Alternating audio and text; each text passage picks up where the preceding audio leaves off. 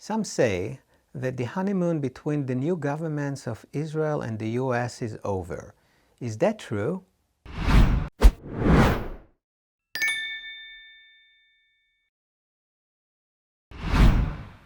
The period of the Trump administration was an anomaly in the US-Israel relationships.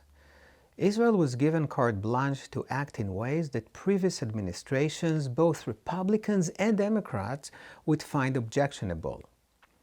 These 4 years led to an amnesia in Israel as the members of Naftali Bennett's new government seemed to have forgotten how unpleasant it could be to deal with American leaders who feel that Israel acts against U.S. interests.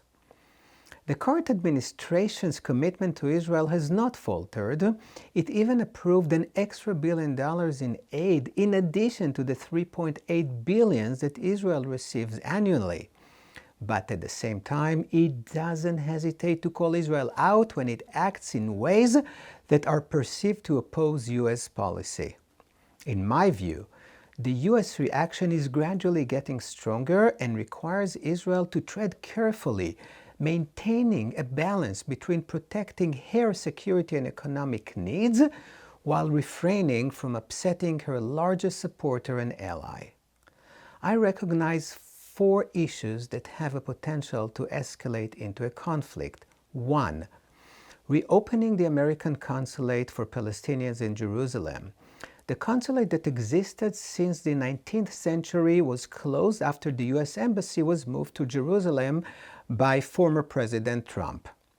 The current Secretary of State, Antony Blinken, has pledged to reopen it, a move that Israel said would challenge its sovereignty over the city and so far did not give its consent to the move. 2. Israel government has declared 6 Palestinian civil society groups as terrorist organizations. All 6, Israel claims, work and raise funds on behalf of the Popular Front for the Liberation of Palestine, PFLP, a deadly terrorist organization with a lot of blood on their hands. I have no doubt that Israel is right, but they did it without notifying the U.S. State Department in advance. They were not happy to be surprised. 3. Israel approved construction of more than 3,000 new homes deep inside the West Bank.